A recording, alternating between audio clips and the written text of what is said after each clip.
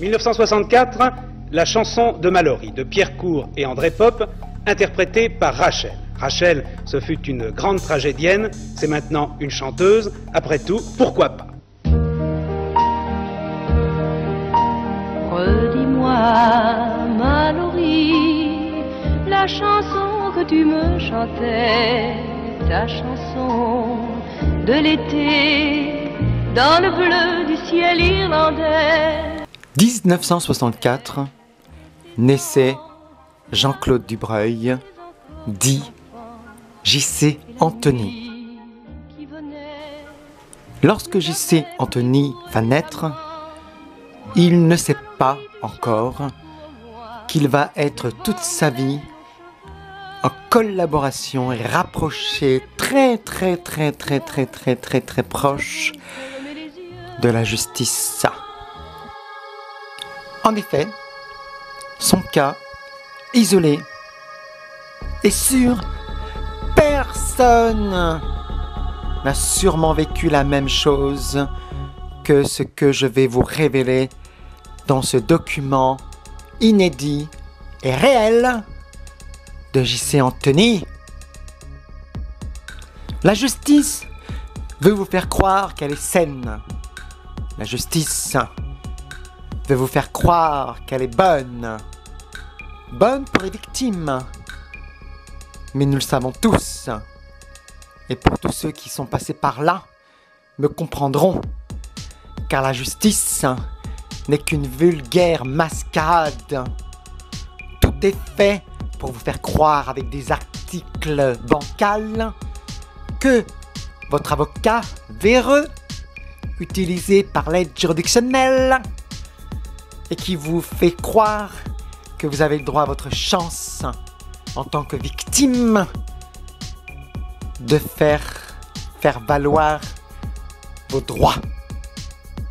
Aujourd'hui, j'ai décidé de dénoncer cette mascarade, ces ploucs, ces porcs qui mangent dans la même gamelle dans les restaurants de tribunaux, qui vont croire qu'on va vous aider, alors qu'en fait, on fait tout pour l'inverse. Oui, aujourd'hui, je vais peut-être risquer ma vie, mais à côté de ce qui est arrivé à ma propre maman, je vous mets le lien et rattaché à ce document, vous verrez qu'elle n'avait aucune chance de se sortir de ce marasme. Sa fille, Michel, et oui, je le prononce son prénom, car je ne mets pas son nom de famille, a tué ma maman. Dans un autre documentaire, je vous révélerai le scoop, comment elle a voulu me flinguer. Et, tranquillement, la justice va la protéger. Mais aujourd'hui, nous allons parler de ma naissance. Eh oui, Jean-Claude Dubreuil, né J.C. Anthony, va vous faire des révélations fracassantes, humiliantes pour la justice. Oh, mais rassurez-vous, ces bonhommes et ces bonnes femmes qui mangent tous dans la même gamelle, ils sont tous des copains et des copines. Vous les copains, je ne vous oublierai jamais. Eh oui, malheur à ceux qui voudraient se rapprocher des tribunaux pour défendre ses droits. Tout ceci n'est que faux semblant. En fait, tous ceux qui bougent tout simplement pour vouloir se défendre, et donc ses droits, se retrouvent systématiquement les bourreaux. Donc, je vais conter ma petite et première histoire de ce volume numéro 1. Justice égale tribunal. J.C. Anthony, suite à une relation frauduleuse, va naître, va dans le ventre de sa petite maman, vouloir faire sa petite place dans ce monde. Malheureusement, la petite maman, pensant qu'il y aura beaucoup trop de problèmes avec son mari, voudra me faire passer. Doit prendre son premier comprimé. Je le saurai dans les années 80 par une autre de ses filles, Michelle, sa fille. Elle fera tout simplement cette révélation pour me vexer. Chez moi, ça n'a pas marché. Mais elle fera la même chose avec l'autre sœur, qui elle, ça a marché. Puisqu'on va être clair, elle finira en psychiatrie et cela dure depuis plus de 20 ans. Comme elle n'a aucun remords, elle viendra parfois lui rendre visite, tout simplement, dans les lieux psychiatriques, pour prouver sa bonne foi et dire à sa sœur « Mais je t'aime !» Tellement qu'elle l'aime, elle n'en avait rien à faire. Donc, je vais naître dans une telle ambiance que moi-même, je ne savais pas ce qui allait m'arriver pendant toutes ces années. J'ai cru à une famille unie. Totalement faux. Je vais naître dans le marasme, dans la débordade, dans la haine. En clair, je n'ai jamais été le bienvenu. Pas mieux pour la justice, car vouloir rendre justice, eh bien on se retrouve en fait l'ennemi public numéro 1.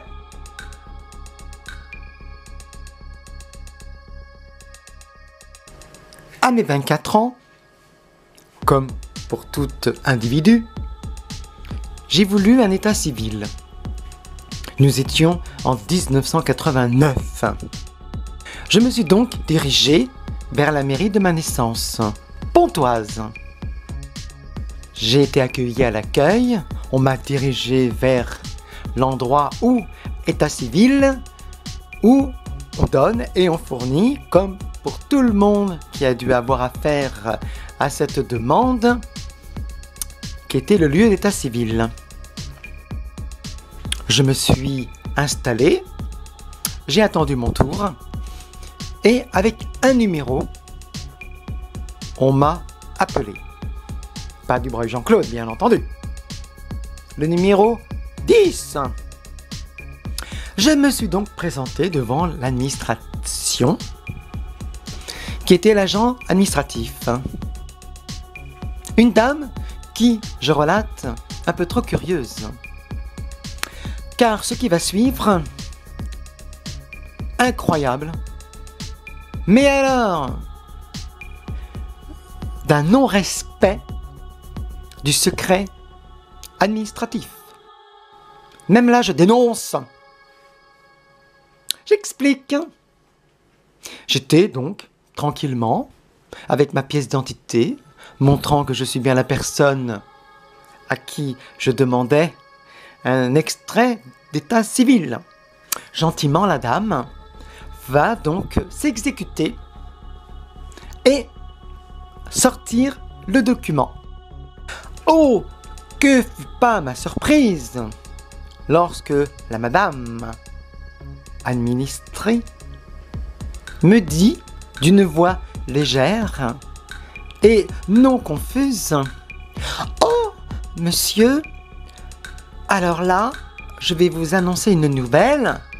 Vous avez eu un problème avec la justice. » Pardon? Je lui dis: oui, monsieur. Sur votre état civil, il y a quelque chose. Écoutez, je vous propose, je vous le retire et vous allez pouvoir le lire vous-même. À ce moment-là, je ne sais pas encore ce qui va m'attendre, mais je m'exécute. Et lorsqu'elle me rend mon extrait d'état civil, je me le mets à le lire. Effectivement, j'ai été abasourdi. Le choc de ma vie. Parce que ce genre de secret, on l'apprend uniquement auprès de sa petite maman. Là, je l'apprenais par une étrangère, et qui plus est, une administrée, qu'on appelle agent administratif. Donc, lorsque je lus ce passage, j'ai été interloqué, choqué.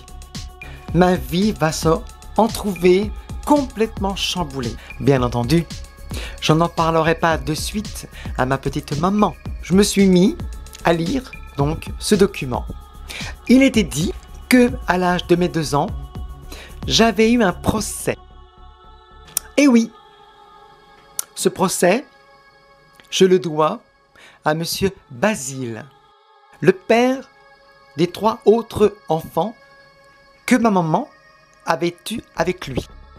Je me retrouve donc nez à nez avec un document officiel, avec un tribunal officiel, qui m'annonce, à l'âge de mes 24 ans, totalement éberlué, que j'avais eu un procès à l'âge de mes 2 ans, et qui était tout simplement un procès de paternité. En effet, ma maman avait annoncé que j'étais le fils de monsieur Basile. J'ai été tellement abasourdi que je suis resté des mois, des années, à devoir digérer la nouvelle. Ce qui se comprendra pour ceux qui ont une sensibilité encore en ce monde. Donc, J.C. Anthony n'était absolument pas le fils de monsieur Basile. Puis, car il y a une suite, d'autres révélations me seront données dans ce même extrait d'état civil, que bien sûr, je réserve au prochain épisode. Prochains épisodes, que je précise, j'ouvrirai même la porte aux individus qui ont causé, une fois encore, à mon intégrité, à ma réputation. Et à partir de là, pendant toute ma vie, et ce actuellement à mes 56 ans, je n'ai pas cessé à ceux qui me suivent, qui m'apprécient, d'avoir toujours eu affaire de près, de loin, à la justice. Ce document, je veux qu'il éclate. Je veux qu'il soit révélé. Je veux enfin vivre moi aussi ma petite vie. C'est pourquoi je vais enclencher ces documents les uns derrière les autres. Aujourd'hui, ce sera le premier épisode d'une chaîne incalculable et de nombre de procès, de loin ou de près, en tant que victime, bien entendu, auxquels, la plupart du temps, je n'aurai jamais eu de gain de cause. En effet, la justice n'est que pour une seule et même personne ou individu que nous nommerons bourgeoisie ou fortunée, car les petites gens n'ont absolument pas le droit de se défendre. Nous sommes les laissés pour compte. Tous ces articles de bagatelle, tous ces articles ne sont là que pour les riches. Tenez-vous le pour dit, il y en a marre, il y en a assez. Vous verrez qu'au fil de ces affaires juridiques, je n'ai été que le dindon de la farce. Voilà. Donc, je tiens à préciser pour ce premier épisode que je n'étais pas du tout désiré. En effet, ce monsieur Basile, il n'a absolument pas souhaité que je sois son fils. Il n'a absolument pas souhaité que je sois son fils. Qui peut se comprendre pour ceux qui se mettent en position de papa. Mais l'enfant, qui n'y est pour rien, qui était donc moi, J.C. Anthony, alias pour officiel état civil Jean-Claude Dubreuil, eh bien moi j'étais neutre. En fait, on m'a à chaque fois mêlé, comme on dit dans l'expression, les enfants s'en souviendront, même s'ils sont devenus peut-être adultes, des affaires de grands. Seulement voilà, le problème c'est que ça blesse. c'est qu'il reste parfois des cicatrices. Et donc, je me suis pour la plupart du temps retrouvé dans des affaires sordides.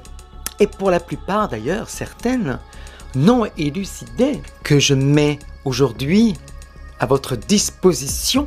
Donc, en 1964, quand je vais naître, pas désiré auprès de ma maman, pas plus désiré auprès de Monsieur Basile, eh bien en fait, je grandirai pendant 2 ans dans une haine entre les 2 adultes et moi innocent, que d'ailleurs, on va être clair, on n'est pas stupide, quand on est enfant on ressent tout, que je me sentais pas du tout désiré. Donc, j'apprends, pour en revenir à mon extraordinaire histoire d'un simple état civil, d'un extrait, j'apprendrai que à l'âge de mes 2 ans, il y aura sur ma tête une décision juridique qui, effectivement, précisera que je n'étais pas l'enfant du monsieur concerné. Dans mon prochain épisode, donc vous l'avez bien lu, J.C. Anthony démêlé avec la justice, qui est mon titre, de futurs documents que je dénonce. Parce que là, il y en a ras la casquette, ras le chapeau. Et le prochain épisode sera également extrait, et oui, extrait aussi de ma demande d'état civil. Ça va se dérouler en 1976.